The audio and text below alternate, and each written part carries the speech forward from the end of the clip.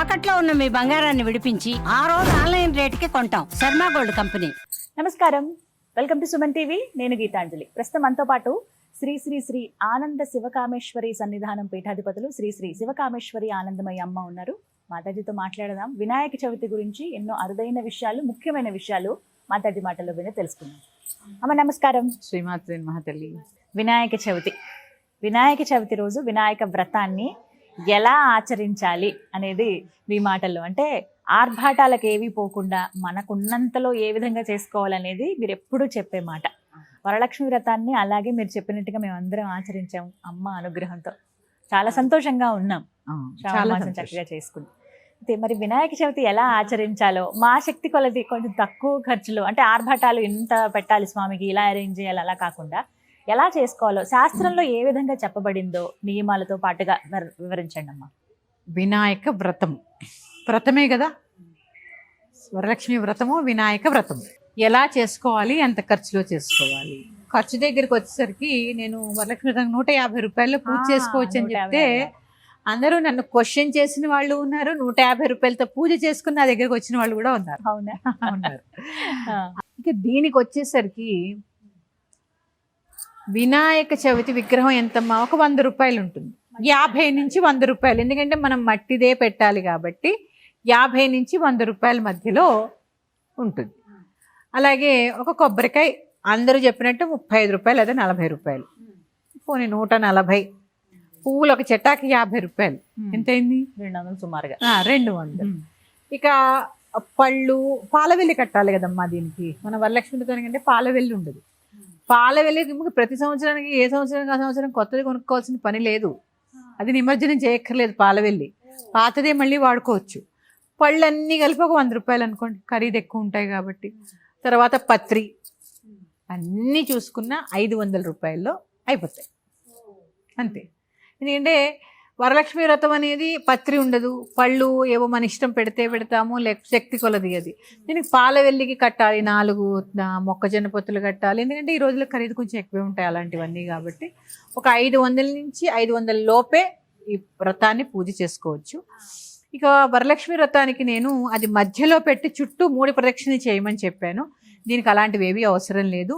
ఈశాన్యంలో చక్కగా ఆవు పేడతో అలికి ముగ్గు పెట్టి పీట ఏర్పరిచి దాని మీద బియ్యం పోసి వస్త్రం ఏర్పరిచి చేసుకోవచ్చు. మన శక్తి కొలది మట్టి విగ్రహం తెచ్చుకొని ఇంత అడుగు అంతే, అడుగు మందం, ఎక్కువ కాకుండా చేసుకొని ఆవిరితో ఉడికించినటువంటి పదార్థాలని నివేదన చేసి భక్తిగా శ్రద్ధగా, ఎందుకంటే నేను మళ్ళీ చెప్తున్నానమ్మా, వినాయకుడు క్షిప్ర గణపతి అంటారు. ఆయన క్షిప్ర గణపతి అంటే శీఘ్రంగా, క్షిప్రము అంటే వెంటనే, వెంటనే వరాలు ఇచ్చే దేవుడు ఎవరైనా ఉన్నాడు అంటే గణపతి. అలాగే చాలా మంది ఇప్పటి వరకు మనం ఎంతసేపు ఆ గణపతి ఏమిస్తాడో చెప్పుకున్నాము. గణపతి గజాసురుడు అనే రాక్షసుడిని సంహరించాడు.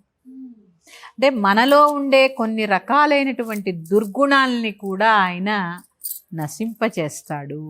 అలాగే మన జీవితంలో విఘ్నాలను పారద్రోలుతాడు. కాబట్టి భక్తిగా శ్రద్ధగా పూజ చేసుకోండి. ఎందుకంటే గణపతిలో చాలామంది ఉంటారు. నృత్య గణపతి, నాట్య గణపతి, సంగీత డోలు వాయిస్తే గణపతి. ఒక పాట కానీ భజన కానీ నృత్యము కానీ ఆయన ముందు చెయ్యండి, సంతోషపడతాడు. అలాగే మెటికలు వేసుకోండి, సంతోషపడతాడు. గుంజీలు తీస్తే ఇంకా 21 గుంజీలు. ఆ గుంజీలు ఎలా తీయాలి తెలుసా అమ్మ? ఇది ఇలా పెట్టి ఇలా ఇలా అనడం కాదు. కుడి చెయ్యిని ఎడమ చెవి దగ్గర, ఎడమ చెయ్యని కుడి చెయ్యి దగ్గర, కుడి చెయ్యి పైన ఉండాలి పెట్టుకొని ఇలాగా ఒక 21 మార్లు కూర్చుని లేవాలి. లేస్తే జీవితంలో అన్ని అశాంతులు దూరమై వెంటనే పలుకుతాడు. చక్కగా గరిక సమర్పించండి. 21 వనమూలికలతో కూడిన పత్రి మీకు లభించకపోతే లభించిన వాటితోనే చేసుకోండి. 2 పూట్ల పొద్దున పూజ చేసుకున్నారు, మళ్ళీ సాయంత్రం పునః పూజ చేసుకోండి. ఒక రాత్రి మీ ఇంట్లో గణపతిని ఉండనివ్వాలి. ఉండనిస్తే కదా ఆ ఇంట్లో ఏ విఘ్నాలు ఉన్నాయో అవన్నీ పోతాయి. మరుసటి రోజు మీ ఇష్టం, మీ శక్తి ఉంటే ఉంచుకోండి, లేదా నిమజ్జనం చేయండి. బుధవారం వచ్చింది ఆ బుధవారం వచ్చింది. బుధవారం బుద్ధికి సంకేతం. అలాగే బుధుడు చెప్పాను కదమ్మా, బుధుడు కేవలం అందరూ అనుకుంటారు మన జన్మజాతకంలో బుధుడు బాగాలేకపోతే బిజినెస్ ఒక్కటే అనుకుంటారు. బుధుడు మంచి భక్తిని ఇస్తాడు. బుధవారాన్ని చాలామంది అయ్యప్ప స్వామిని పూజ చేస్తూ ఉంటారు, కానీ గణపతి కూడా బుధవారం గణపతిని కూడా పూజ చేస్తూ ఉంటారు. ఇష్టమైన వారం అని చెప్తూ ఉంటారు కదా బుధవారము. అందుకని ఆ బుధవారం విశేషమైనగా వినాయక చవితి వచ్చింది కాబట్టి చక్కగా చేసుకోండి. ఇంకా కుదిరితే బుధవారం రోజు ముందు రోజు రాత్రి పెసర్లు నానబెట్టి ఉదయాన్నే తీసుకెళ్ళి మీ చేతితో గోవుకి తినిపించండి.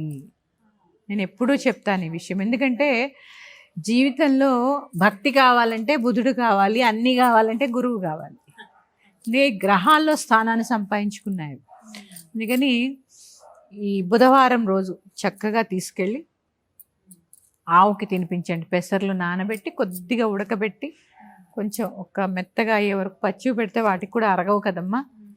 అవి మూగజీవాలని అర్థం చేసుకోండి. మీ ఇష్టం వచ్చినట్టు పచ్చివి తీసుకెళ్ళి తింటోంది కదా అని పెట్టకుండా శ్రద్ధాభక్తిగా, వినాయక చవితి కదా ఇంకా శ్రేష్టం బుధవారం రావడం, పెసర్లు తినిపించండి గోవుకి.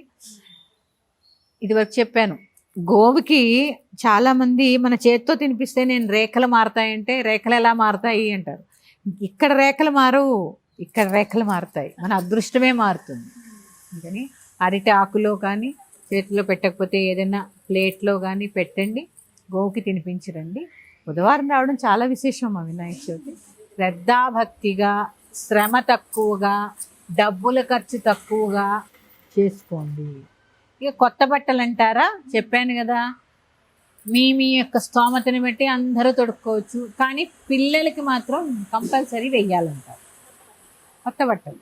కొత్త బట్టలు చిన్నపిల్లలకి చంటి పిల్లలకి తప్పకుండా తొడగాలంటారు కాబట్టి ఆ చంటి పిల్లల వరకు లేదు, మీకు స్తోమత ఉంది అందరూ కొనుక్కోండి. ఎందుకంటే నూతన వస్త్రము శుభానికి సంకేతం కదా. అంటే అంత ఆనందంలో ఉంటేనే కదా మంచి బట్టలు కొనుక్కుంటూ ఉంటాం. అలా అని బట్టలే కొనుక్కోవాలి ప్రతి పండక్కి అని ఏం లేదు.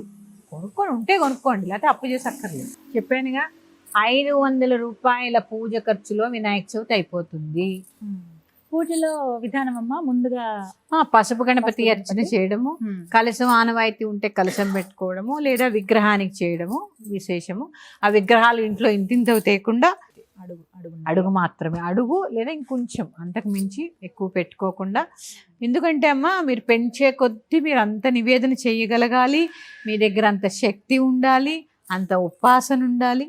అలాగే ఎవరైనా గణపతి ఉపాసకులు ఉంటే ఖచ్చితంగా వాళ్ళకి తెలిసే ఉంటుంది, నేను చెప్పక్కర్లే. కానీ తర్పణం, చతురావృతి తర్పణం అని ఉంటుంది, చక్కగా చేసుకోవడానికి చాలా ఇష్టం. తర్పణం అంటే నీటితో చేస్తారు. ఏదైనా పంచభూతాలకి రిలేట్ అయ్యే ఉంటుంది.